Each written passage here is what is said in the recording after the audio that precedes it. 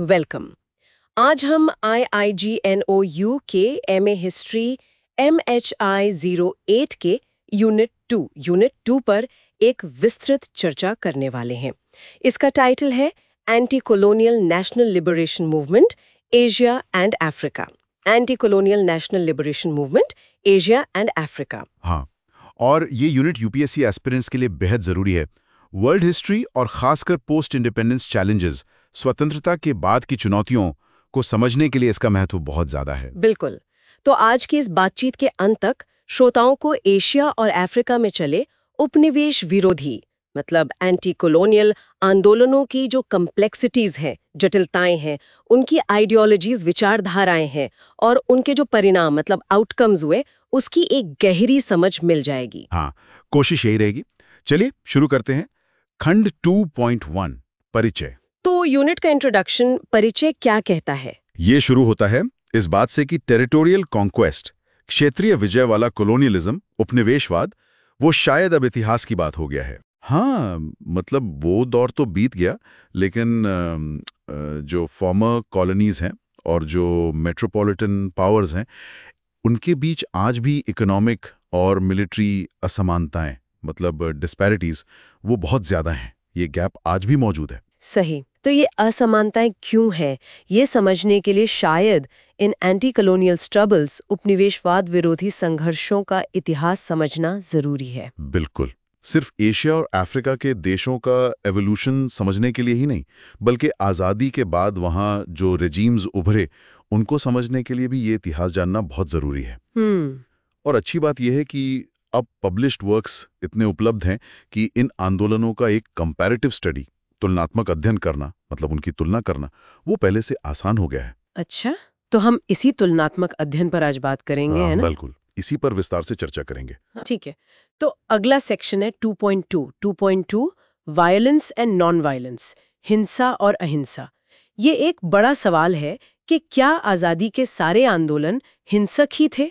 हाँ, ये एक आम धारणा है कई बार, लेकिन ऐसा नहीं है। स्रोत कहता है कि महात्मा गांधी के नेतृत्व में इंडियन नेशनल कांग्रेस का जो नॉन वायलेंस स्ट्रगल, अहिंसक संघर्ष था, वो असल में एंटी कॉलोनियल हिस्ट्री में एक एक्सेप्शन था।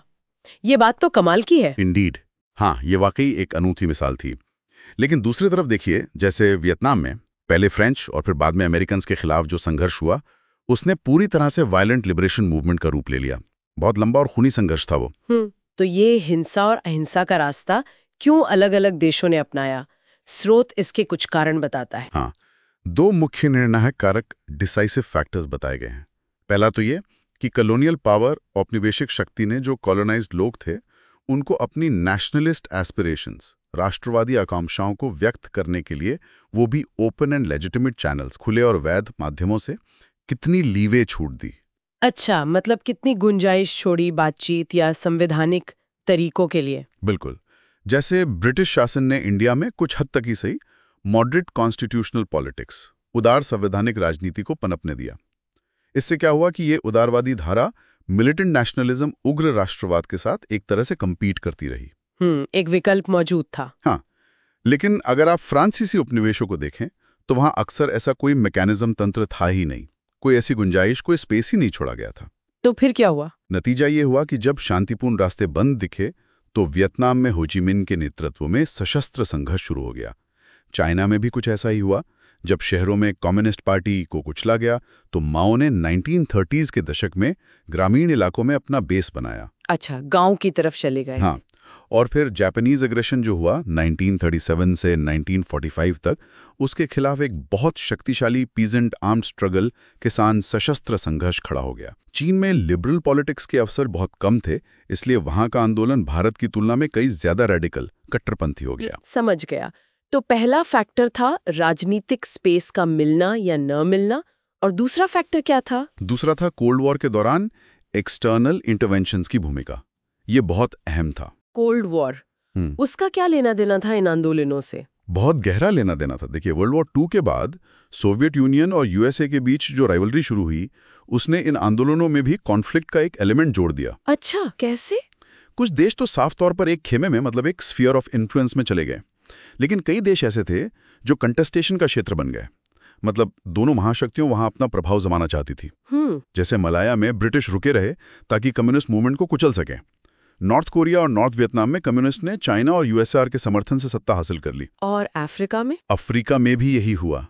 कई अफ्रीकन कंट्रीज जैसे अंगोला, मोजाम्बिक और गिनी बिसाओ में खासकर साइनो सोवियत स्प्लिट के बाद प्रो सोवियत और प्रो चाइनीज फैक्शंस बन गए, आपस में लड़ने लगे। बाप रे। तो मतलब इन छोटे देशों का भाग्य उनकी अपनी लड़ाई से ज्यादा बाहरी ताकतों पर निर्भर हो गया। कई मामलों में बिल्कुल यही हुआ। उनकी किस्मत अक्सर सुपर पावर राइवलरी और उनके बीच होने वाली निगोसिएशन से तय होती थी, न कि उनके अपने एंटी कॉलोनियल मूवमेंट्स की ताकत से। इसका कोई और उदाहरण? जैसे स्रोत में शायद अल्जीरिया या अंगोला का जिक्र है। हाँ बिल्कुल, फ्रेंच अल्जीरिया और पोर्चुगीज अंगोला बेहतरीन उदाहरण है। वहां आज़ादी की लड़ाई का नतीजा आखिर में पेरिस और लिस्बन, मतलब औपनिवेशिक शक्तियों की राजधानियों में हुए राजनीतिक बदलावों से तय हुआ। अच्छा, कैसे? और अगर फ्रांस में 1958 में सत्ता परिवर्तन ना होता और पुर्तगाल में 1974 में क्रांति ना होती, तो शायद इन देशों को आज़ादी मिलने में और भी ज्यादा देर लगती। ओह, तो मतलब अफ्रीका का डीकोलोनाइजेशन मेट्रोपोलिस के अंदर क्या चल रहा है उससे उतना ही प्रभावित था जितना कि 1885 के बर्लिन सम्मेलन के बाद उसका पार्टीशन हुआ था। प्रिसाइसली, बिल्कुल सही पकड़ा। ये बाहरी कारक बहुत निर्णायक थे। और वर्ल्ड वॉर 2 का क्या असर हुआ इन आंदोलनों पर? उसका भी बहुत बड़ा असर था, खासकर ईस्ट और साउथ एशिया में। जब जापानी सेनाओं ने यूरोपीय शक्तियों को हराया, जैसे डच इंडोनेशिया में, ब्रिटिश मलाया में, फ्रेंच इंडो चाइना में, तो इससे वहां के स्वतंत्रता आंदोलनों को जबरदस्त गति मिली, एक मनोवैज्ञानिक बढ़ोत मिली। हाँ, कि गोरी ताकतें अपराजेय नहीं हैं। बिल्कुल। और युद्ध के जो इकोनॉमिक और पॉलिटिकल परिणाम हुए, उन्होंने कॉलोनियल पावर्स को वैसे ही कमजोर कर दिया था। हाँ, ये मानने का मतलब ये नहीं है कि राष्ट्रीय मुक्ति संघर्षों की अपनी कोई ताकत नहीं थी, वो भी बहुत मजबूत थे, लेकिन युद्ध ने उनकी राह आसान जरूर की। एक और दिलचस्प बात जो स्रोत में है वो बाउंड्रीज का मुद्दा है। ये जो सीमाएं खींची गई थीं, वो तो बड़ी अजीब थी ना? हाँ, बिल्कुल अजीब। कॉलोनियल पावर्स, औपनिवेशिक शक्तियों ने एथनिक, जातीय, लिंग्विस्टिक, भाषाई या रिलीजियस, धार्मिक विशेषताओं का कोई ध्यान रखे बिना ही नक्शे पर लकीरें खींच दी। और ये सीमाएं अक्सर पहले की जो शेयर्ड और ओवरलैपिंग सॉवरेनिटीज, साझा या अतिव्यापी संप्रभुता की अवधारणाएं थी, उनके बिल्कुल खिलाफ थीं। पहले सीमा इतनी सख्त नहीं होती थी। इसका कोई उदाहरण? जैसे फ्रेंच ने थाई किंग को कुछ क्षेत्र छोड़ने पर मजबूर किया। अब इससे थाई राजा कमजोर तो हुआ, लेकिन दूसरी तरफ उसे जो बचा हुआ क्षेत्र मिला, उस पर अपना नियंत्रण मजबूत करने में भी मदद मिल गई। या जैसे उन्होंने ऑटोमन एम्पायर को कमजोर करने के लिए अरब नेशनलिज्म को हवा दी। अच्छा। हाँ, लेकिन 1921 तक उन्होंने जो अरब स्टेट्स बनाए, उनकी सीमाएं आज तक कमोबेश वैसी ही बनी हुई हैं।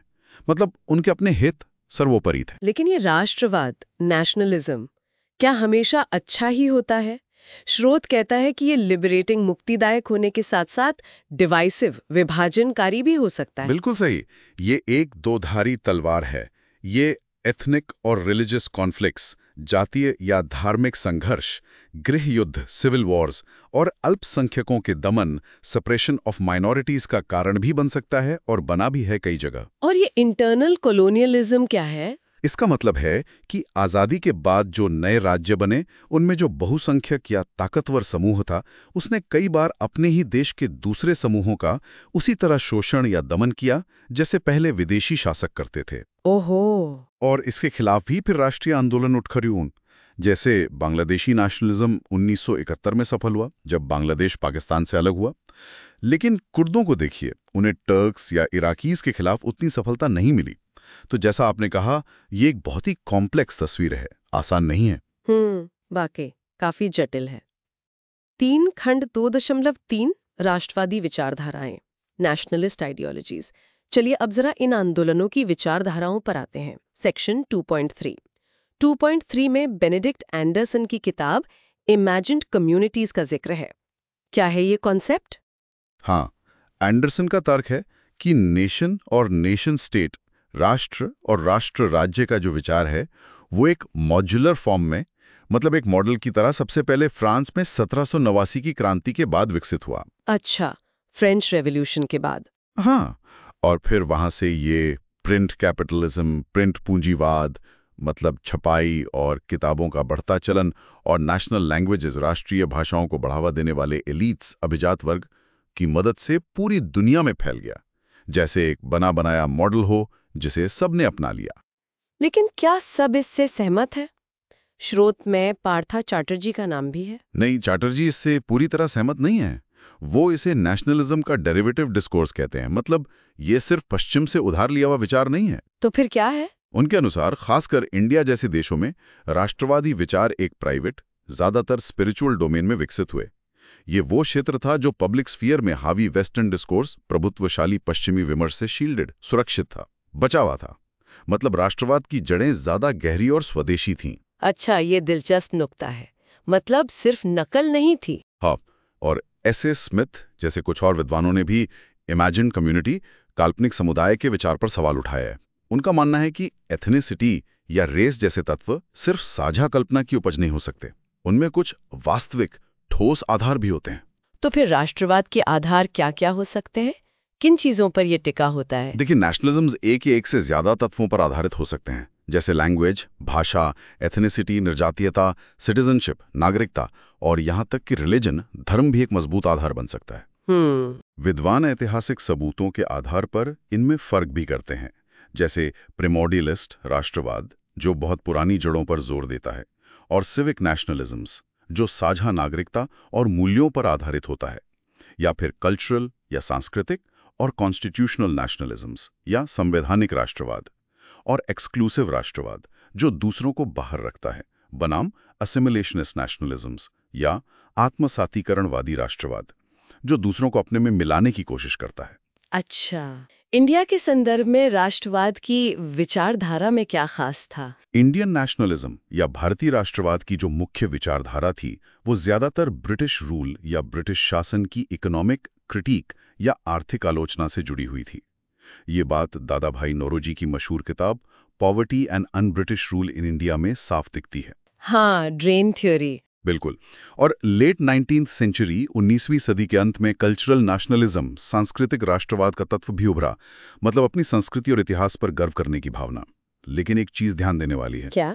रेशियल एंटेगोनिज्म, मतलब नस्ल के आधार पर दुश्मनी या गुस्सा, वो इंडिया में अन्य देशों, खासकर अफ्रीका की तुलना में काफी कम स्पष्ट था, उतना मुखर नहीं था।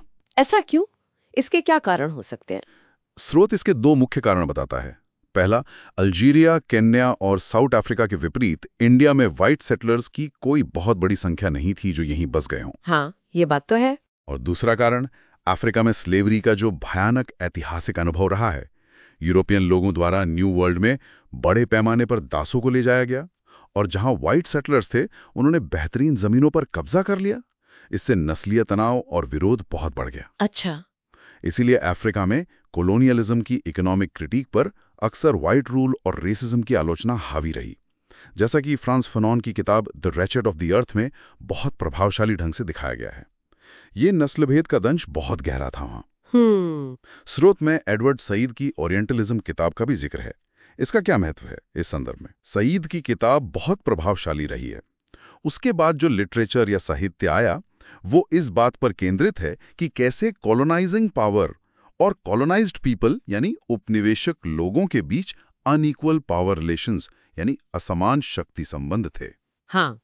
और कैसे ओरिएंट यानी पूर्व और ऑक्सीडेंट यानी पश्चिम दोनों का कंस्ट्रक्शन निर्माण किया गया, मतलब उनकी एक खास छवि गढ़ी गई। कैसे अदर यानी अन्य के बारे में जो धारणाएं बनाई गई उन्होंने सेल्फ यानी पश्चिम की अपनी पहचान को भी आकार दिया। मतलब पश्चिम ने पूर्व को एक खास नजरिए से देखा और दिखाया। बिल्कुल। और इस नजरिए ने पश्चिम के प्रभुत्व को सही ठहराने में मदद की, चाहे वो विलियम जोन्स जैसे ओरिएंटलिस्ट हों जो पूर्व की भाषाओं और संस्कृतियों का अध्ययन तो करते थे लेकिन एक खास पश्चिमी फ्रेमवर्क में, या फिर जेम्स मिल जैसे यूटिलिटेरियंस हों, या मोकाले जैसे एंग्लिसिस्ट। भारतीय समाज और संस्कृति के बारे में उनकी जो भी धारणाएं थीं वो इसी डिस्कोर्स का हिस्सा थीं जो यूरोपीय सांस्कृतिक प्रभुत्व को जायज ठहराता था। तो फिर भारतीय प्रतिक्रिया, इंडियन रिस्पांस क्या थी इस सांस्कृतिक प्रभुत्व के खिलाफ?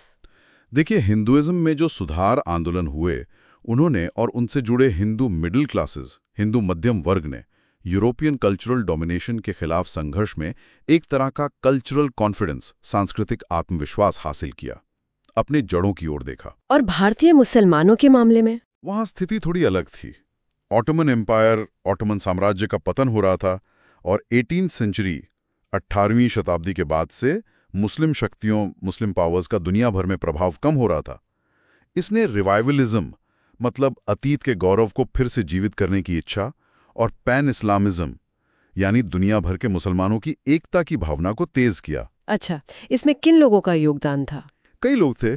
शाह वलीउल्लाह, सैयद अहमद बरेलवी, जलालुद्दीन अफगानी, अली बंधु और मोहम्मद इकबाल जैसे विचारकों और नेताओं ने इन प्रवृत्तियों में योगदान दिया।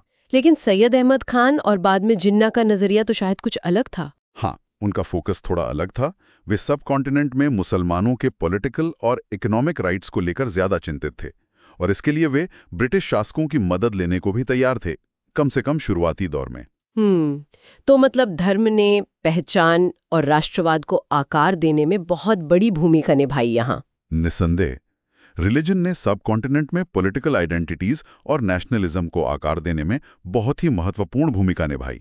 ऐसा नहीं है कि दूसरी पहचानें नहीं थीं।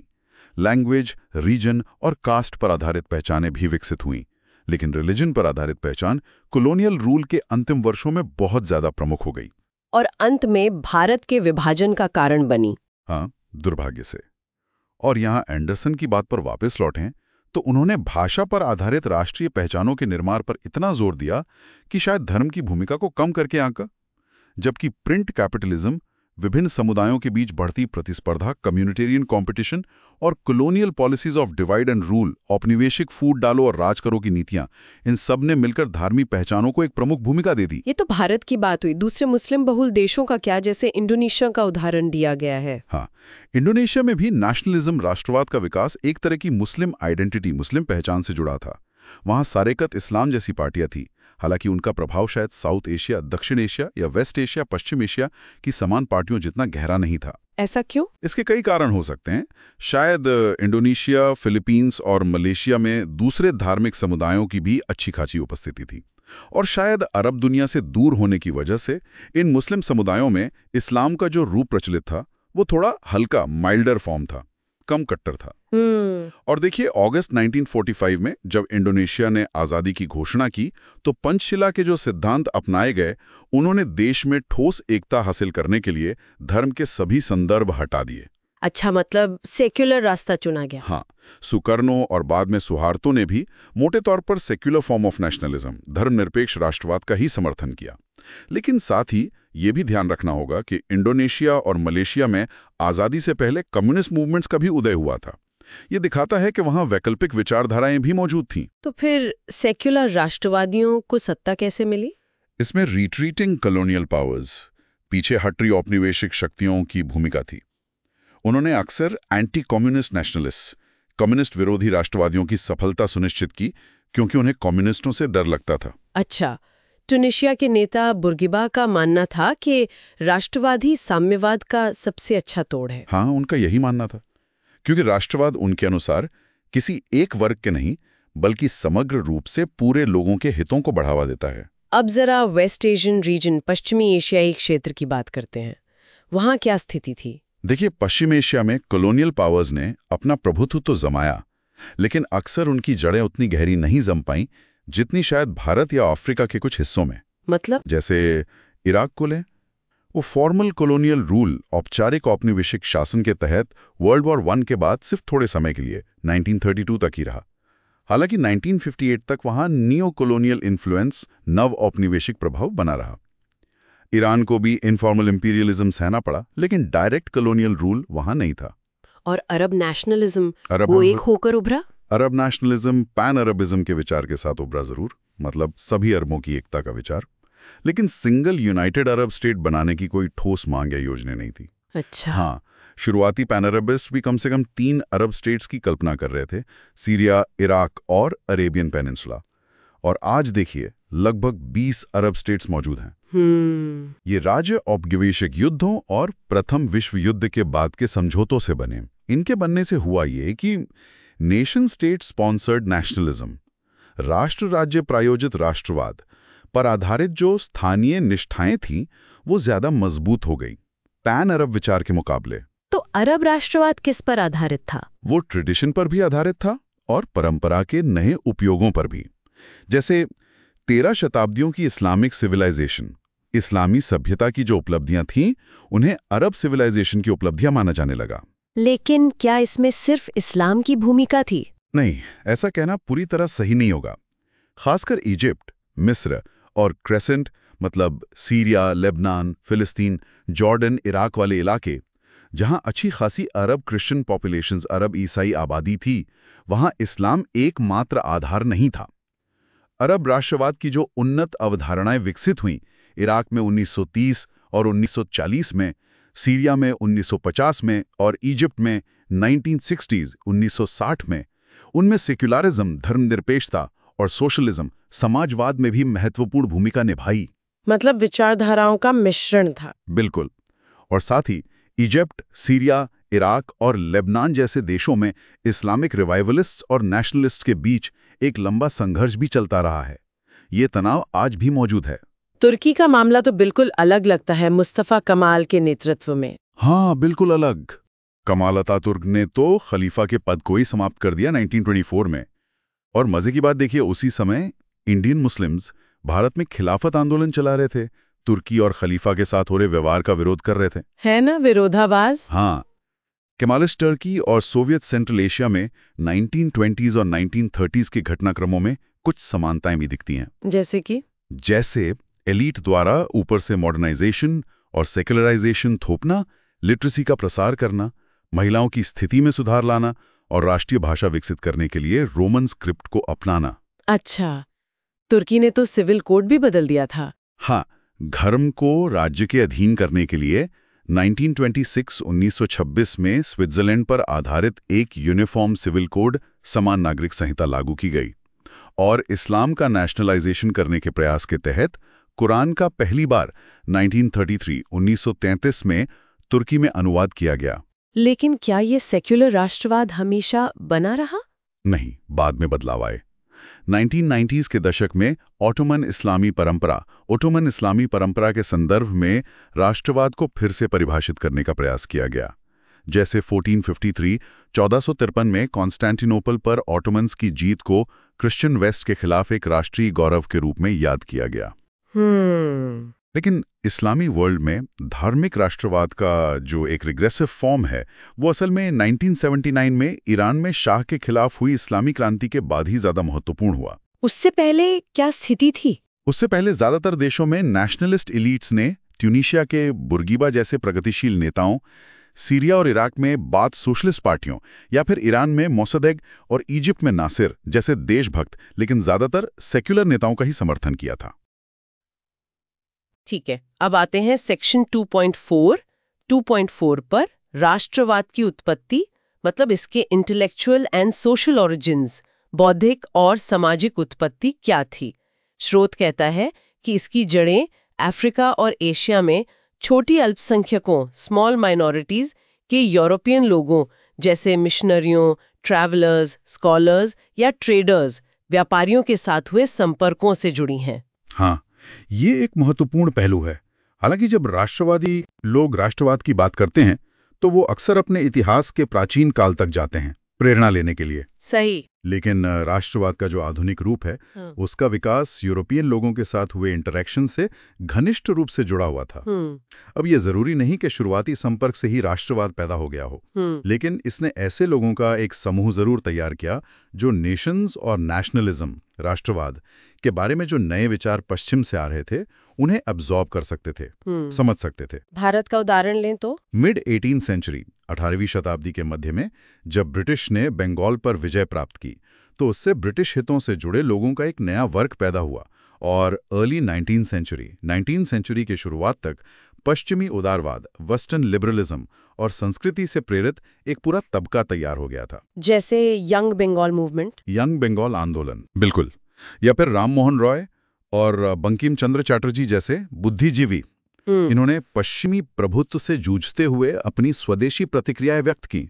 और फिर इंडियन नेशनल कांग्रेस का गठन तो हुआ ही 1885 में वेस्टर्नाइज्ड इंडियंस द्वारा। चाइना का मामला तो अलग था ना, वो पूरी तरह से कॉलोनाइज्ड नहीं हुआ था। सही कहा। चाइनीज लोगों में आधुनिक युग से पहले भी राष्ट्रवाद के कुछ गुण मौजूद थे, जैसे वुड ब्लॉक प्रिंटिंग का इस्तेमाल, योग्यता के आधार पर भर्ती की गई एक बड़ी नौकरशाही और बाहरी लोगों को बारबेरियन मानने की उनकी प्रवृत्ति। चीन में राष्ट्रीय अल्पसंख्यकों के हितों की रक्षा में विश्वास करते थे।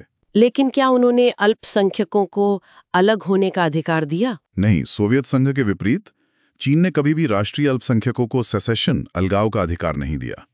शायद इसलिए क्योंकि चीनी कम्युनिस्टों को स्वतंत्रता या समाजवाद के लिए लड़ने के लिए इन अल्पसंख्यकों के समर्थन की उतनी जरूरत नहीं पड़ी। अच्छा। जापानी आक्रमण के बाद कुओमिंतांग और कम्युनिस्ट पार्टी दोनों ही चीनी राष्ट्र या जोंगहुआ मिन्जू के बारे में कमोबेश एक जैसे विचार अपनाने लगे, जिसमें हान पीपल की केंद्रीयता थी और चीन के भीतर जो नॉन हान बॉर्डरलैंड्स थे उनका समावेश था। इनमें फर्क क्या था? तो कुओमिंतांग राष्ट्रीय अल्पसंख्यकों को क्लैंस कहता था, जो कि कम्युनिस्ट्स उन्हें नेशनैलिटीज, राष्ट्रीयताएं कहने को तैयार थे। लेकिन महत्वपूर्ण इस बात यह है कि ये राष्ट्रीयताएं राष्ट्र के भीतर सिर्फ समानता, इक्वालिटी का दावा कर सकती थीं, अलगाव के अधिकार, राइट टू सेसेशन का नहीं। तो ये ईस्ट एशिया में नेशनैलिटीज और नेशनलिज्म की प्रकृति को समझना काफी जटिल लगता है। हाँ, ये बहुत पेचीदा है। ये लंबे समय के ऐतिहासिक कारकों, लॉन्ग टर्म हिस्टोरिकल फैक्टर्स और हाल की राज्य प्रथाओं, रीसेंट स्टेट प्रैक्टिसेस, दोनों का मिलाजुला उत्पाद है। जैसे वियतनामी भाषा में चीनी शब्दों का इतना ज्यादा अनुपात लंबे संपर्क के कारण है, न कि चीनी भाषा के साथ किसी जेनेटिक कनेक्शन के कारण। या स्टैंडर्ड थाई में बहुत सी शब्दावली खमेर से ली गई है, जो बदले में संस्कृत से ली गई है। और मजे की बात यह है कि ये तीनों भाषाएं आनुवांशिक रूप से असंबंधित हैं। अरे वाह!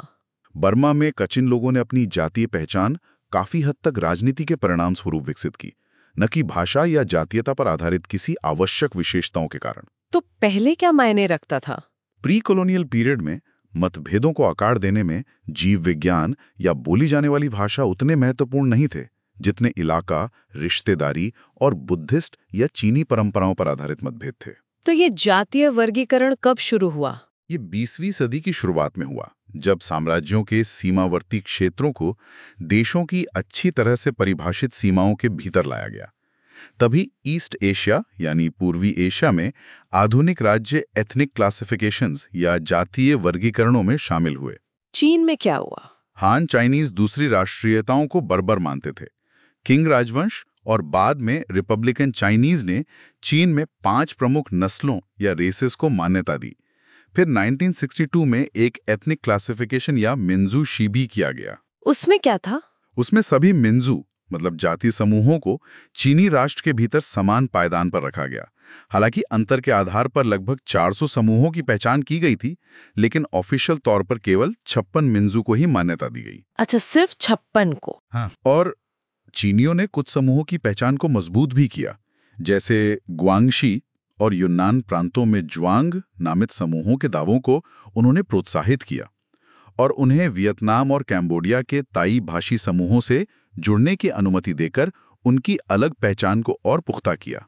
तो मतलब राज्य की भूमिका बहुत महत्वपूर्ण है इसमें। बिल्कुल, राज्य अल्पसंख्यकों के दावों को बढ़ावा देने या उनके अधिकारों और दावों को संशोधित करने में एक बहुत महत्वपूर्ण भूमिका निभाता है। ये पहचानें स्थिर नहीं है, बदलती रहती हैं। अब जरा वेस्ट अफ्रीका की तरफ चलते हैं। वहाँ कॉलोनियल इंटेलेक्चुअल्स 1840s के दशक में उभरना शुरू हुआ था। हाँ, सारो पाइनियर्स, ये सियरा लियोन में शिक्षित मुक्त किए गए यूरोबा मूल के लोग थे, जो 1839 में नाइजीरिया में बसे थे। वे अकेले नहीं थे जो इस क्षेत्र में यूरोपीय शिक्षा लेकर आए। और कौन थे? तट के जो नोटेबल्स लोग थे, वो 16वीं शताब्दी से ही अटलांटिक अर्थव्यवस्था के व्यापार से लाभ उठाने के लिए, जरूरी शिक्षा हासिल करने के लिए शिक्षकों को काम पर रख रहे थे।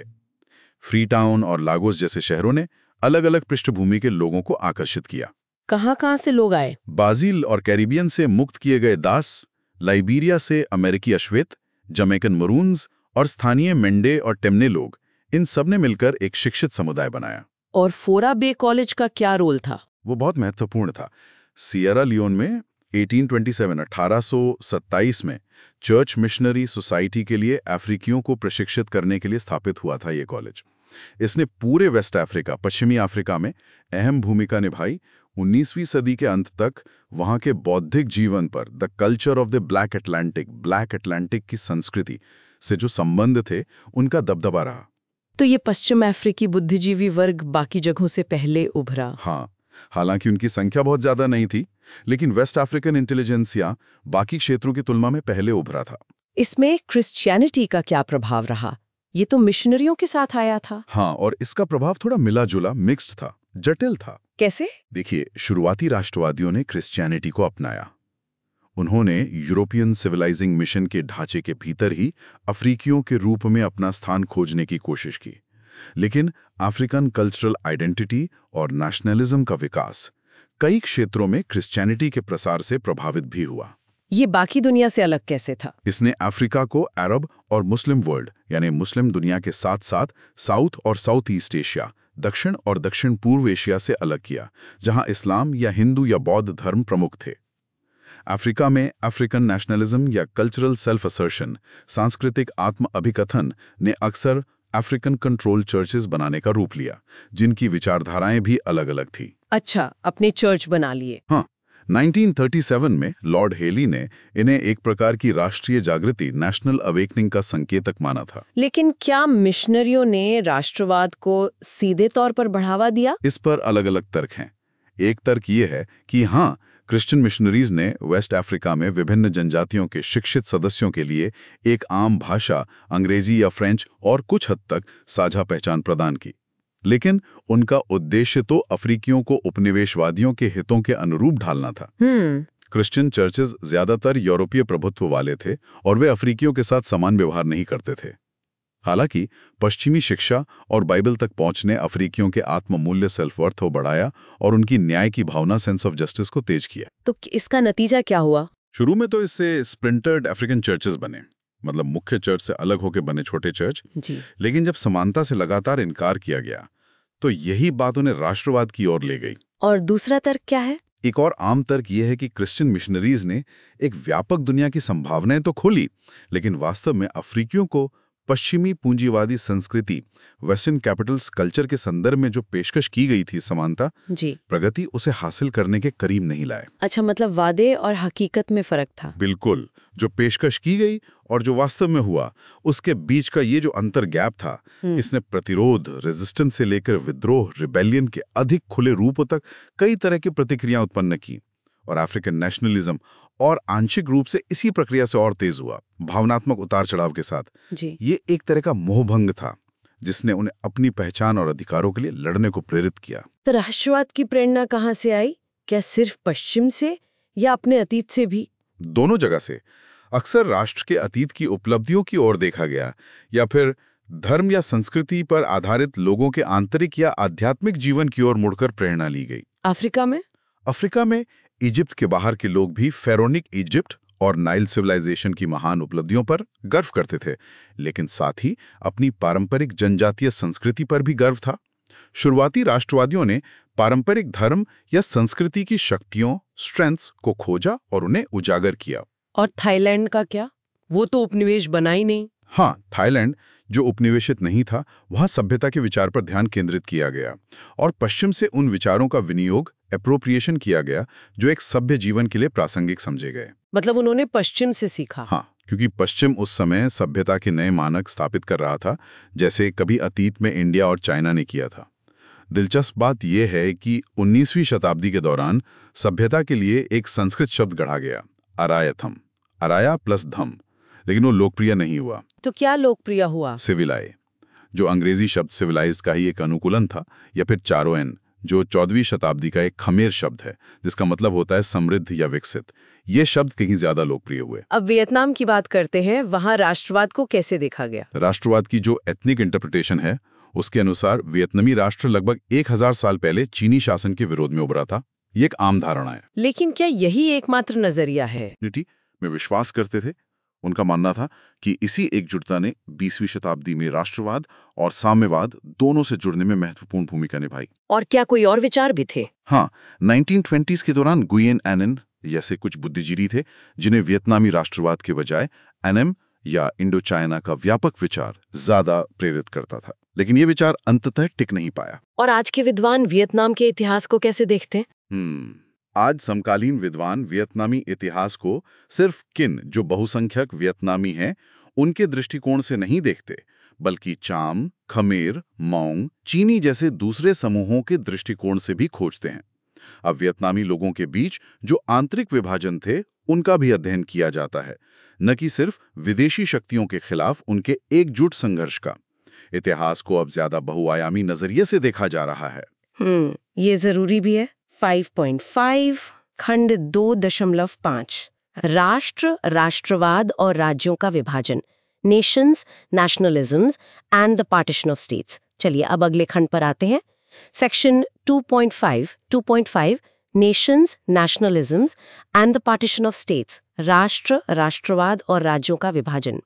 स्रोत की शुरुआत इस बात से होती है कि अफ्रीका का जो विभाजन हुआ वो अक्सर स्ट्रेटेजिक, रणनीतिक या आर्थिक विचारों पर आधारित था, लोगों की पहचान पर नहीं। बिल्कुल सही। यूरोपीय शक्तियों ने अक्सर या तो भविष्य में मूल्यवान साबित होने वाले क्षेत्रों को हासिल करने के लिए या फिर किसी प्रतिद्वंदी शक्ति को उस क्षेत्र में अपना प्रभुत्व बढ़ाने से रोकने के लिए ये विभाजन किए, नक्शे पर सीधी सीधी लकीरें खींच दी। और इस तरह जो देश बने उनमें अक्सर शासक शक्ति के अलावा कुछ भी समान नहीं था। कोई साझा इतिहास, संस्कृति या भाषा जरूरी नहीं की हो। अफ्रीका में तो ये खासतौर पर हुआ। विशाल अनजान क्षेत्रों से देश बना दिए गए जिनमें औपनिवेशिक विरोधी आंदोलनों के लिए राष्ट्रीय आंदोलन की अभिव्यक्ति का कोई स्पष्ट आधार ही नहीं था, क्योंकि राष्ट्र की कोई पुरानी भावना ही नहीं थी उन सीमाओं के भीतर। हाँ, सीमाएं यूरोपीय राजधानियों में बैठकर डिप्लोमेटिक नेगोशिएशंस, राजनयिक वार्ताओं द्वारा मनमाने ढंग से खींची गई थीं और शासन प्रणालियां भी ऐसी लागू की गईं जिनमें निवासियों की ट्राइबल, लिंग्विस्टिक या एथनिक आइडेंटिटीज का बहुत कम ध्यान रखा गया। तो फिर राष्ट्रीय आंदोलन किस आधार पर बने वहां, जब साझा पहचान ही नहीं थी? अक्सर रंग, कलर या अश्वेत नस्लीय पहचान, ब्लैक रेशियल आइडेंटिटी के बंधनों पर जोर दिया गया। पैन अफ्रीकनिज्म का विचार इसी से जुड़ा है। लेकिन क्या ये काफी था? नहीं, नस्ल की पहचान पर आधारित राष्ट्रीय आंदोलनों को अक्सर जनजातीय, ट्राइब, धर्म, रिलीजन और भाषा, लैंग्वेज पर आधारित पहचानों ने कमजोर कर दिया। ये अंदरूनी दरारें बहुत गहरी थी। स्रोत में नाइजीरिया का उदाहरण है शायद। हाँ, नाइजीरिया इसका क्लासिक उदाहरण है। नाइजीरियाई राष्ट्रवादियों का ब्रिटिश शासन के खिलाफ संघर्ष आंशिक रूप से इसलिए कमजोर पड़ गया क्योंकि देश मुख्य रूप से ईसाई दक्षिण, क्रिश्चियन साउथ और मुस्लिम बहुल उत्तरी क्षेत्र, मुस्लिम डोमिनेटेड नॉर्दर्न रीजन के बीच बटा हुआ था। और आजादी के बाद? आजादी के तुरंत बाद एथनिक डिविजन्स, जातीय विभाजनों ने इग्बो लोगों को अलग होने के लिए उकसाया और उन्होंने बाइफरा नाम का अलग देश बनाने की कोशिश की। 1967 और 1970 के बीच एक बहुत ही खूनी गृह युद्ध, ब्लडी सिविल वॉर चला, जिसके बाद बाइफरा को बलपूर्वक नाइजीरिया में फिर से शामिल किया गया। ओहो, और ईस्ट अफ्रीका में माओ माओ विद्रोह का जिक्र है। हाँ, केनिया में माओ माओ अपराइजिंग, माओ माओ विद्रोह ने भी देश में जातीय तनावों, एथनिक टेंशन्स को उजागर किया। ये मुख्य रूप से किकुयू लोगों का विद्रोह था और इसने उन्हें देश की राजनीति में एक अधीनस्थ स्थिति से प्रभुत्व की स्थिति में लाने में मदद की। तो मतलब औपनिवेशिक शासकों ने इन विभाजनों का फायदा उठाया? बिल्कुल। औपनिवेशिक शासकों से लड़ने वालों को अक्सर गंभीर दमन, सिवियर रिप्रेशन का सामना करना पड़ा और औपनिवेशिक शासन को बनाए रखने के लिए इन जातीय मतभेदों का जानबूझकर फायदा उठाया गया। डिवाइड एंड रूल की नीति।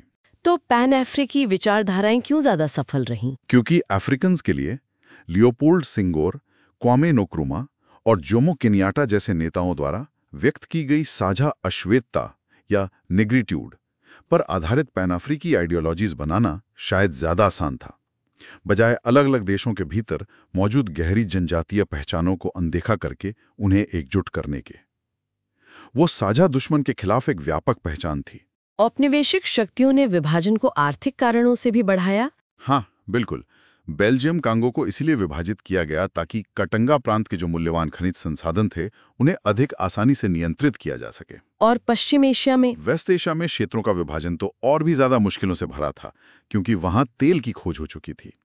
इसने उसे बड़ी बड़ी कंपनियों और औपनिवेशिक शक्तियों के लिए एक बहुत ही महत्वपूर्ण मामला बना दिया था। कहा जाता है कि कुवैत को एक स्वतंत्र देश के रूप में इसीलिए बनाया गया था ताकि तेल उत्पादक राज्यों की सौदेबाजी की शक्ति को कमजोर किया जा सके। अच्छा। तो डीकोलोनाइजेशन की पूरी राजनीति पर उपनिवेशों के संसाधनों को नियंत्रित करने के लिए चले एक छिपे या खुले संघर्ष की छाप साफ दिखती है। आजादी देने के बाद भी नियंत्रण बनाए रखने की कोशिश। स्रोत में एक हालिया अध्ययन रीसेंट स्टडी का जिक्र है जो ब्रिटिश और फ्रांसीसी नीतियों की तुलना करता है। वो क्या कहता है? हाँ, वो अध्ययन तक देता है कि ब्रिटिश ने अफ्रीका में एक ऐसी रणनीति अपनाई जो इंडिया में विकसित हुए प्रकार के एक मजबूत व्यापक औपनिवेशिक विरोधी गठबंधन एंटी कॉलोनियल कोलिशन को बनने से रोकने के लिए डिजाइन की गई थी। कैसे? वही फूट डालो और राज करो। हाँ बिल्कुल। ब्रिटिश ने डिवाइड एंड रूल की नीति अपनाई और जानबूझकर एक जातीय समूह को दूसरे के खिलाफ खड़ा करने की कोशिश की। ये नीति उन्होंने इंडिया में भी अपनाई थी। अच्छा। उदाहरण के लिए ब्रिटिश ने सेना में भर्ती के लिए नाइजीरिया में तिव लोगों से, युगांडा में अचोली से और केन्या में कम्बा से अनुपातहीन रूप से ज्यादा भर्ती की। इससे दूसरे समूहों में नाराजगी पैदा हुई। और उनकी शासन प्रणाली कैसी थी अफ्रीका में? अफ्रीका में ब्रिटिश नीति ज्यादातर इनडायरेक्ट रूल की थी। मतलब वे परंपरागत सत्ता संरचनाओं यानी ट्रेडिशनल स्ट्रक्चर्स ऑफ अथॉरिटी जैसे कबायली मुखियाओं के माध्यम से शासन करते थे। इन संरचनाओं को केवल औपनिवेशिक हितों के अधीन किया गया था। उन्हें पूरी तरह कमजोर या नष्ट नहीं किया गया था। और फ्रांसीसी, उनकी नीति अलग थी। हाँ, दूसरी ओर फ्रेंच थे जो सत्ता के अधिक केंद्रीकरण यानी ग्रेटर सेंट्रलाइजेशन और ग्रेटर फ्रांस के भीतर औपनिवेशिक विषयों के समावेशन यानी इनकॉर्पोरेशन में विश्वास करते थे। उन्होंने पारंपरिक सामाजिक संरचनाओं यानी ट्रेडिशनल सोशल स्ट्रक्चर्स को नष्ट कर दिया। और उन्होंने किसको बढ़ावा दिया? उन्होंने फ्रांसीसी भाषा और संस्कृति की स्वीकृति के आधार पर एक अभिजात वर्ग यानी एलीट को बढ़ावा दिया, चाहे उनकी पहले की सामाजिक स्थिति कुछ भी रही हो। तो इसका नतीजा क्या निकला? नतीजा ये हुआ कि ब्रिटिश ने फ्रांसीसी के विपरीत जातीय स्तरीकरण की एक गैर श्रेणीबद्ध प्रणाली बनाई। मतलब विभिन्न जातीय समूह एक दूसरे के साथ प्रतिस्पर्धा कर सकते थे और इस जातीय प्रतिस्पर्धा की ब्रिटिश शासन के तहत अनुमति थी, जो उपनिवेशों के स्वतंत्र होने के बाद और तेज हो गई। अच्छा। और चूंकि पारंपरिक संरचनाएं जैसे मुखिया ब्रिटिश उपनिवेशों में बची रहीं, उन्होंने असंतुष्ट जातीय समूहों को राज्य के खिलाफ संगठित होने में मदद की, जो फ्रांसीसी उपनिवेशों की तुलना में ज्यादा प्रभावी ढंग से हो सका। तो क्या इसका मतलब ये हुआ कि पूर्व ब्रिटिश उपनिवेशों में ज्यादा संघर्ष हुआ? हाँ, अध्ययन का यही निष्कर्ष है। पूर्व ब्रिटिश उपनिवेशों में स्वतंत्रता के बाद अधिक जातीय संघर्ष देखा गया, भले ही पूर्व फ्रांसीसी उपनिवेशों में शायद शिकायतें ज्यादा रही हों। विश्लेषण करते हुए ये एक दिलचस्प विरोधाभास है। लेकिन क्या ये अध्ययन ब्रिटिश उपनिवेशों में जातीय मतभेदों के शोषण को कुछ कम करके नहीं आंकता? आखिर ब्रिटिश ने आयरलैंड, इंडिया और फिलिस्तीन को भी तो विभाजित किया था। ये एक बिल्कुल वैध तर्क है। ब्रिटिश पॉलिसी हमेशा सीधी नहीं थी, लेकिन ये भी सच है कि विभाजन के बावजूद ब्रिटिश फ्रांसीसी की तुलना में अपने उपनिवेशों से ज्यादा शांतिपूर्वक हटने को तैयार थे, ज्यादातर मामलों में। दोनों तरह के उपनिवेशों ने आजादी के बाद संघ बनाने की कोशिश की। हाँ, ब्रिटिश और फ्रांसीसी दोनों पूर्व उपनिवेशों ने पीछे हट रही औपनिवेशिक शक्ति के समर्थन के साथ या उसके बिना संघ बनाने की कोशिश की, लेकिन ये अक्सर सफल नहीं हुए। जैसे 1963 में बनाया गया सेंट्रल अफ्रीकन फेडरेशन विफल हो गया और युगांडा, तंजानिया और केन्या अलग अलग रास्ते चले गए। ये संघ क्यों विफल हुए? अक्सर जो ज्यादा विकसित राष्ट्रीय समूह या क्षेत्र होता था, उसे ये चिंता होती थी कि उन्हें कम विकसित क्षेत्रों का बोझ उठाना पड़ेगा। जैसे गैबोन को सेंट्रल अफ्रीकन रिपब्लिक के बारे में यही डर था। वेस्ट अफ्रीका में कोट डिआइवर और ईस्ट अफ्रीका में कीनिया भी इन्हीं कारणों से संघ बनाने से सावधान थे। आर्थिक हित आड़े आ जाते थे। साउथ एशिया में स्थिति अलग थी। वहां तो विभाजन हुआ लेकिन संघ नहीं बना। हाँ, द्वितीय विश्व युद्ध के बाद भारत में स्थिति बिल्कुल अलग थी। राष्ट्रीय आंदोलन की ताकत, strength of the national movement बहुत ज्यादा थे। साथ ही औपनिवेशिक सत्ता का नियंत्रण ढीला पड़ रहा था और अंतर सामुदायिक संबंध, इंटर कम्युनिटी रिलेशंस बुरी तरह टूट चुके थे। इन हालात में पीछे हटना ही ब्रिटेन के लिए समझदारी की नीति थी। और ब्रिटेन में लेबर पार्टी की सरकार भी थी। हाँ, ब्रिटेन के लेबर लीडरशिप स्थिति की गंभीरता को समझने और सत्ता हस्तांतरण करने को तैयार था। लेकिन ध्यान दीजिए, केवल साउथ एशिया में, अच्छा, अफ्रीका में नहीं। अफ्रीकन कॉलोनीज में ब्रिटिश ने उस समय एम्पायर डेवलपमेंट स्कीम्स पर ध्यान केंद्रित करना ज्यादा जरूरी समझा।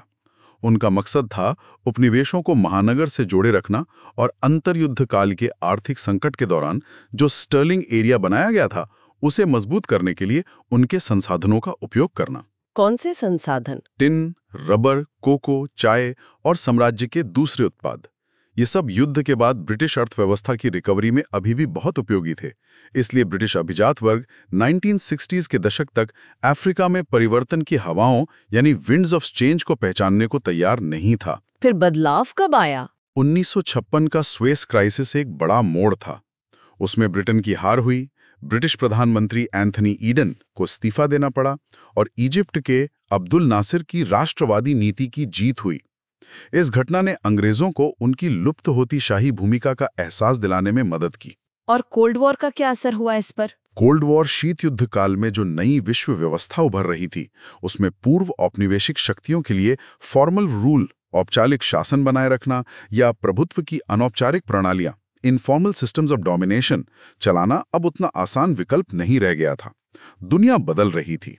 हाँ, अब दो महाशक्तियां हावी थीं। बिल्कुल। हालांकि नासिर, नेहरू और टीटो जैसे नेताओं के तहत घुटनिरपेक्ष देशों ने अपनी स्वायत्तता, ऑटोनॉमी बनाए रखने की पूरी कोशिश की। स्रोत में ग्रेटर मलेशिया का एक उदाहरण है जो दिखाता है कि राष्ट्रवाद हमेशा जमीनी हकीकत से नहीं जुड़ा होता था। हाँ, ये एक दिलचस्प केस है। ग्रेटर मलेशिया का विचार असल में ब्रिटिश ने बढ़ावा दिया था जब मलय नेता टंकू अब्दुल रहमान ने 1961 में इस धारणा का समर्थन किया। लेकिन टंकू तो सिंगापुर को नहीं चाहते थे इसमें। हाँ, टंकू विशेष रूप से सिंगापुर को ग्रेटर मलेशिया के हिस्से के रूप में नहीं चाहते थे क्योंकि वहां चीनी आबादी ज्यादा थी। लेकिन उन्हें बोर्नियो में सरवाग और सबा के संसाधनों को सुरक्षित करने की ब्रिटिश योजना के साथ जाना पड़ा। तो क्या हुआ? तो मलाया, जिसे 1957 में स्वतंत्रता मिली थी, उसने 1963 में सिंगापुर और बोर्नियो क्षेत्रों को मलेशिया के हिस्से के रूप में स्वीकार कर लिया। और सिंगापुर के ली कुआन यू क्यों मान गए? सिंगापुर के ली कुआन यू ब्रिटिश रणनीतिक योजना के साथ इसलिए गए ताकि शीत युद्ध के दौरान उनके हितों की रक्षा हो सके, क्योंकि वो भी साम्यवाद के उदय को रोकना चाहते थे। अच्छा, तो ये साम्यवाद का डर था जिसने इसे जोड़े रखा? हाँ, साम्यवाद के डर ने एक ऐसे संघ को बनाए रखने में मदद की जिसका जमीनी समर्थन से बहुत कम लेना देना था। हालांकि सिंगापुर खुद 1965 में इस संघ से बाहर हो गया। तो ये दिखाता है कि राष्ट्रवाद ने हमेशा राष्ट्र राज्यों या राजनीतिक संरचनाओं के निर्माण में निर्णायक भूमिका नहीं निभाई। कई बार बाहरी दबाव या रणनीतिक हित ज्यादा हावी रहे। इस कोल्ड वॉर शीत युद्ध का डीकॉलोनाइजेशन पर कुल मिलाकर क्या प्रभाव पड़ा, अच्छा या बुरा? ये जटिल है। एक तरफ तो इसने पश्चिम में ये गलत धारणा पैदा की कि एशिया और अफ्रीका में जो स्वायत्त राष्ट्रीय आंदोलन चल रहे थे वे मॉस्को या बीजिंग द्वारा नियंत्रित थे। शायद इसने उपनिवेशवाद को समाप्त करने की प्रक्रिया को तेज किया हो, क्योंकि पश्चिम और पूर्व दोनों ने तीसरी दुनिया के देशों का समर्थन हासिल करने की कोशिश की। लेकिन इसने स्वतंत्रता की प्रकृति को भी आकार दिया। पश्चिमी शक्तियां अक्सर सत्ता सौंपने में हिचकिचाती थी क्योंकि वे नहीं चाहती थी कि समाज में जो अधिक कट्टरपंथी तत्व हैं वे सत्ता के करीब आएं। तो उन्होंने क्या किया? महानगरीय आर्थिक हितों को बचाने का एक तरीका ये निकाला गया कि सत्ता ज्यादा स्वतंत्र या समाजवादी समर्थक नेताओं के बजाय ऐसे विनम्र राष्ट्रवादी अभिजात वर्ग को सौंपी जाए जो बाहरी समर्थन पर निर्भर हों। ओहो, तो क्या अफ्रीका में सैन्य तानाशाही का उदय इसी से जुड़ा है? अफ्रीका में कई सैन्य तानाशाही का उदय शीत युद्ध के दौरान समाजों में हुए तीव्र ध्रुवीकरण को दर्शाता है। इस ध्रुवीकरण ने मध्यम सुधारकों और डेमोक्रेटिक सोशलिस्ट्स के लिए जो मध्यम मार्ग था उसे बहुत कम कर दिया। या तो आप इस खेमे में थे या उस खेमे में, बीच का रास्ता बहुत मुश्किल हो गया था। सेक्शन 2.6 राष्ट्रीय आंदोलनों का आर्थिक संदर्भ। Economic context of national movements. बिल्कुल। चलिए अब अंतिम मुख्य खंड पर आते हैं। सेक्शन 2.6 इकोनॉमिक कॉन्टेक्स्ट, आर्थिक संदर्भ। ये तो शायद सबसे सीधी बात है कि उपनिवेश रखना आर्थिक रूप से बहुत महत्वपूर्ण था, कच्चे माल के लिए, अपने सामान के लिए, बाजार के लिए और पूंजी निवेश के लिए। हाँ, ये तो सर्वमान्य तथ्य है और एशिया और अफ्रीका दोनों ही जगह शोषण के भारी सबूत मिलते हैं। भारत से ब्रिटेन को जो राजनीतिक श्रद्धांजलि जाती थी और दादा भाई नौरोजी की प्रसिद्ध धन की निकासी, ये सिर्फ भारत तक ही सीमित नहीं था। और कहाँ था? नेदरलैंड्स ईस्ट इंडीज यानी इंडोनेशिया का उदाहरण लीजिए।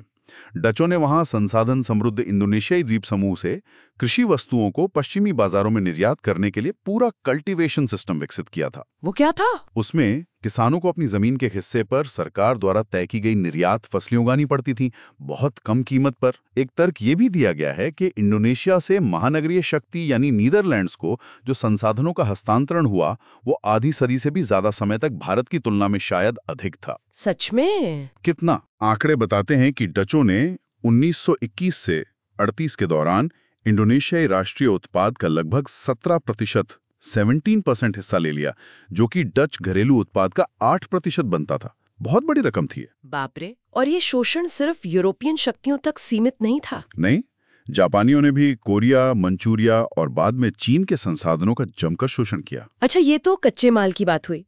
अपने औद्योगिक सामान के निर्यात, एक्सपोर्ट ऑफ इंडस्ट्रियल गुड्स का क्या वो फायदेमंद था? देखिए, वो औपनिवेशिक दुनिया के आर्थिक विकास पर निर्भर था। अगर आप किसान उत्पादकों का इतना तीव्र शोषण करेंगे तो उनकी क्रय शक्ति, परचेजिंग पावर कम हो जाएगी। हाँ, खरीदने के पैसे ही नहीं बचेंगे। बिल्कुल। तो फिर महानगरीय देशों से जो बनी बनाई वस्तुएं आ रही हैं, उनके लिए बाजार का विस्तार करना मुश्किल हो जाएगा। इसीलिए औपनिवेशिक देशों में अपनी प्रमुख बाजार हिस्सेदारी बनाए रखने के प्रयास में कई उपनिवेशवादियों ने स्वदेशी उद्योगों यानी इंडिजिनस इंडस्ट्रीज के विकास को रोकने की भी कोशिश की। कैसे रोका? ये मुख्य रूप से 19वीं शताब्दी के दौरान मुक्त व्यापार, फ्री ट्रेड की नीति का पालन करके किया गया। उस समय ब्रिटेन वस्त्र, रेलवे उपकरण, इस्पात और मशीनरी का प्रमुख निर्यातक था। और मुक्त व्यापार का मतलब था कि भारतीय या अन्य स्थानीय उद्योगों को ब्रिटिश माल से प्रतिस्पर्धा करनी पड़ती थी, बिना किसी सरकारी संरक्षण के। हालांकि जो नए उद्योग बाद में उभरे, जैसे रसायन, बिजली और मोटर परिवहन, वे एशिया और अफ्रीका के औपनिवेशिक बाजारों पर शायद उतने निर्भर नहीं थे, लेकिन धीरे धीरे वे भी महत्वपूर्ण होते गए। तो क्या स्थानीय उद्योगपतियों ने इसका विरोध किया? हाँ, भारत, दक्षिण अफ्रीका और यहाँ तक कि छोटे देशों में भी जो स्वदेशी विनिर्माण वर्ग उभर रहा था, वो औपनिवेशिक एकाधिकार और प्रभुत्व से नाराज हो गया। और इसी नाराजगी ने इकोनॉमिक नेशनलिज्म, आर्थिक राष्ट्रवाद और राष्ट्रीय स्वतंत्रता के लिए संघर्ष को बढ़ावा दिया। उन्होंने अपने हितों के लिए आवाज उठाई। अफ्रीका में स्थिति थोड़ी अलग थी शायद।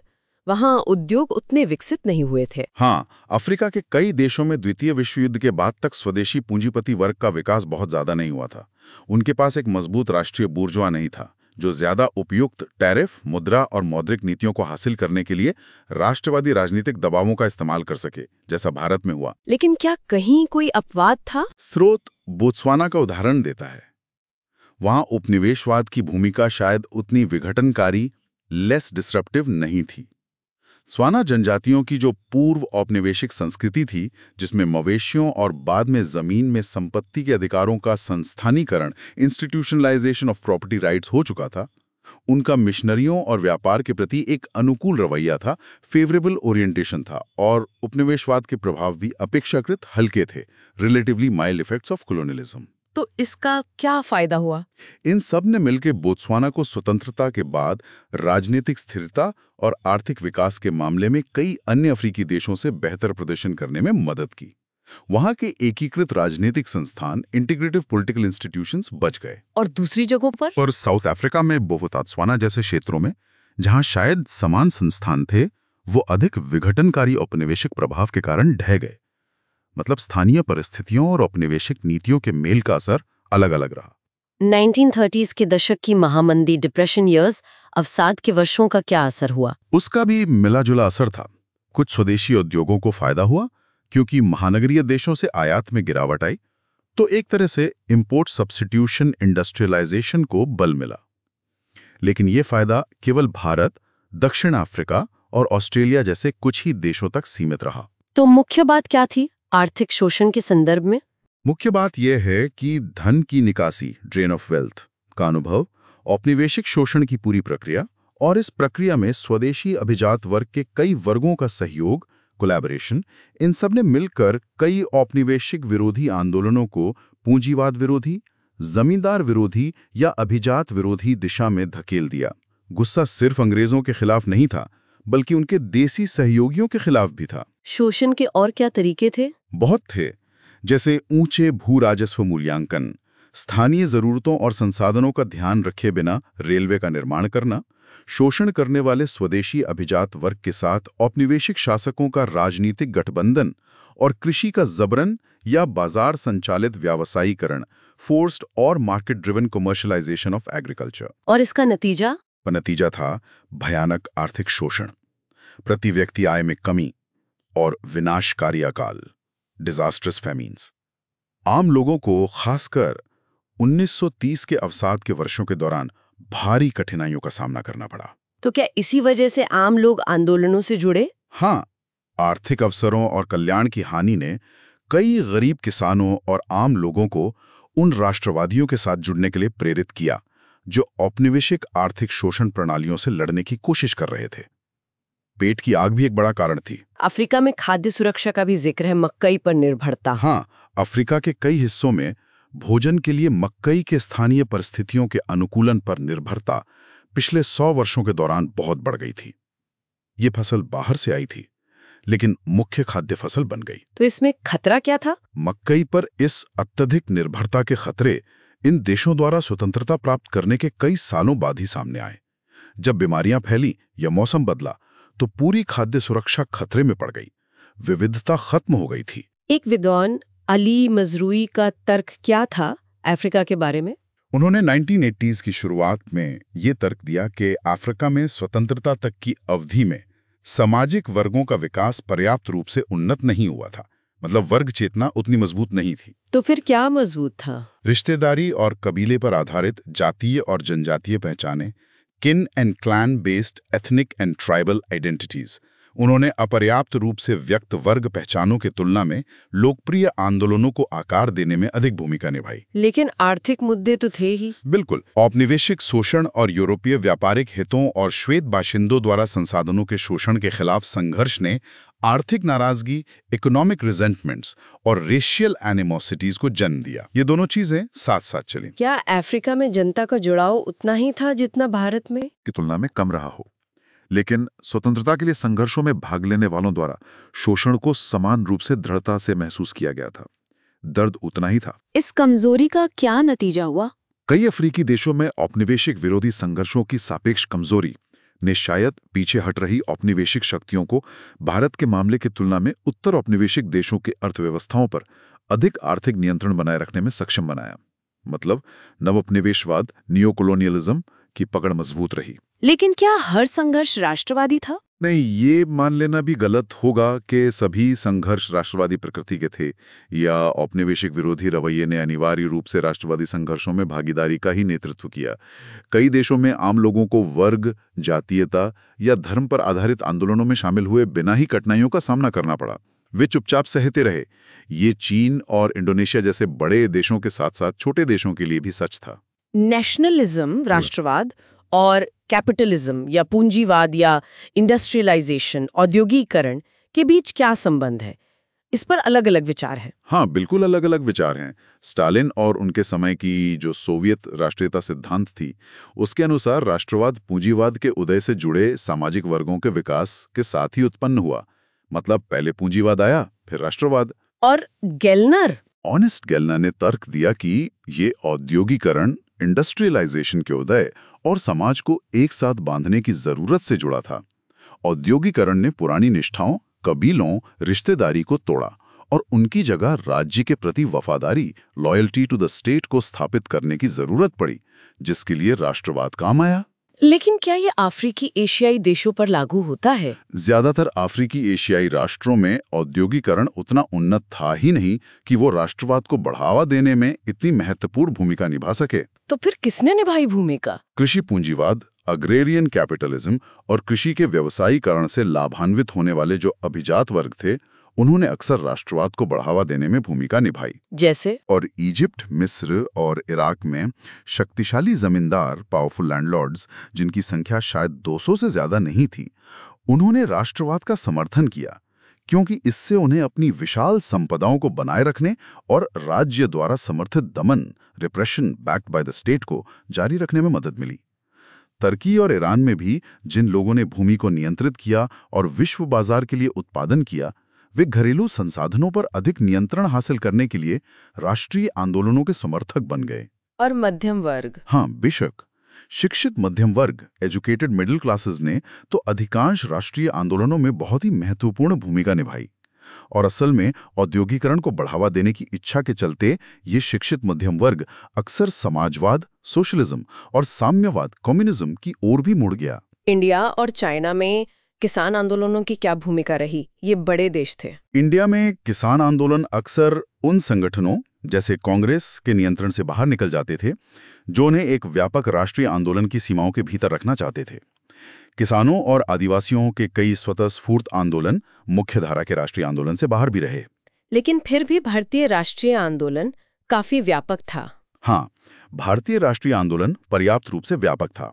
यद्यपि किसानों के जो ऊपरी वर्ग थे, उन्होंने गांधीवादी कार्यक्रम और संघर्ष की पद्धति के साथ अधिक निकटता से पहचान बनाई, फिर भी राष्ट्रीय आंदोलन एक बहुत अधिक बहुवर्गीय आंदोलन था और इसी ने स्वतंत्रता के बाद की अवधि में वयस्क मताधिकार पर आधारित एक सफल लोकतंत्र का आधार प्रदान किया। और चीन में? चाइना में कहानी अलग थी। वहां यानान में चीनी कम्युनिस्ट पार्टी का जो अनुभव था, उसके आधार पर चीन जापान विरोधी युद्ध सफल हुआ। ये एक किसान आधारित आंदोलन था जिसमें देशभक्त जमींदारों को भी शामिल किया गया था। ये किस विचार पर आधारित था? चीनी आंदोलन माओ के न्यू डेमोक्रेसी के विचारों पर आधारित था, जो साम्राज्यवाद के खिलाफ एक लोकप्रिय मोर्चे का विचार था।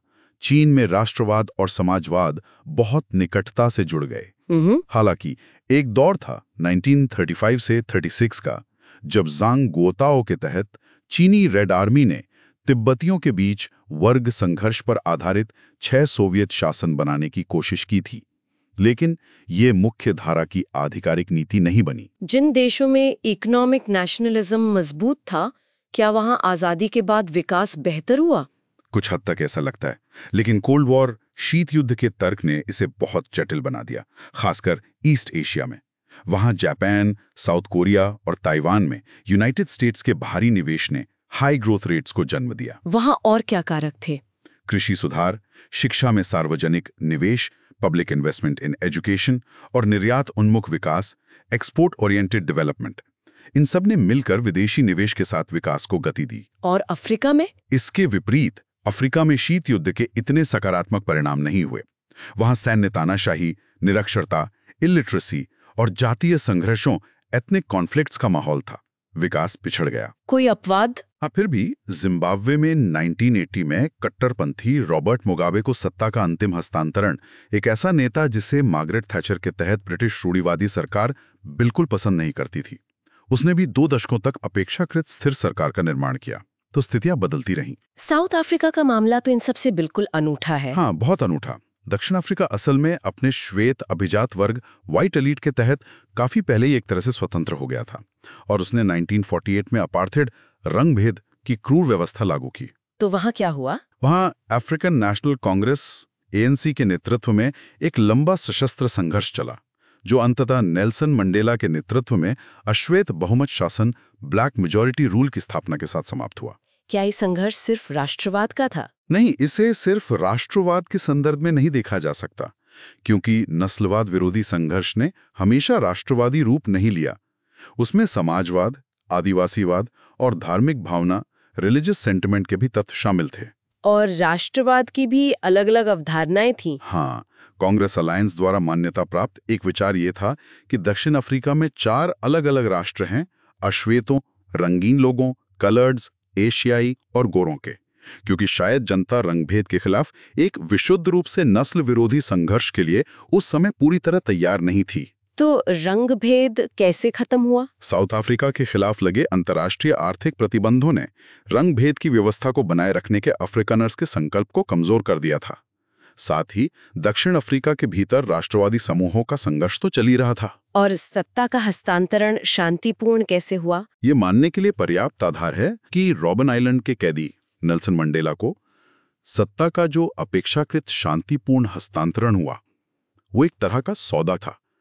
इसे अंतर्राष्ट्रीय समुदाय और ANC ने दक्षिण अफ्रीका की निरंतर समृद्धि सुनिश्चित करने के लिए नए अश्वेत नेतृत्व के तहत स्वीकार किया। और ट्रूथ एंड रिकंसिलिएशन कमीशन? उसने नस्लीय विरोधों और कड़वाहट को शांत करने और अश्वेत बहुमत शासन के लिए इस अपेक्षाकृत शांतिपूर्ण संक्रमण को सुगम बनाने में बहुत महत्वपूर्ण भूमिका निभाई। भावुक होकर मंडेला का लंबा संघर्ष और फिर शांतिपूर्ण परिवर्तन, ये वाकई एक मिसाल है पूरी दुनिया के लिए। बिल्कुल बिल्कुल। वाह, ये तो वाकई एक बहुत ही कॉम्प्रिहेंसिव एक्सप्लोरेशन, व्यापक अन्वेषण था। एशिया और अफ्रीका के एंटी कॉलोनियल मूवमेंट्स का बहुत कुछ जानने को मिला।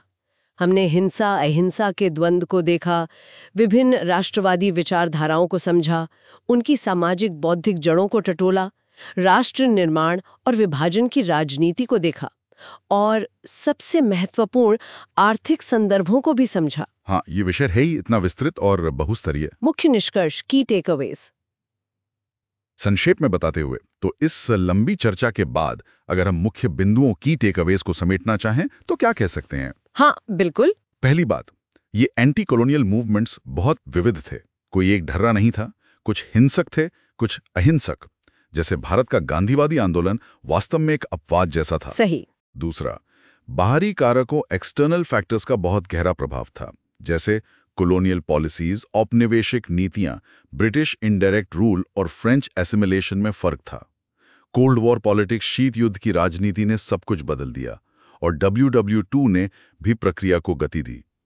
इन सब ने आंदोलनों और डीकोलोनाइजेशन, उपनिवेशीकरण की प्रक्रिया को गहराई से प्रभावित किया।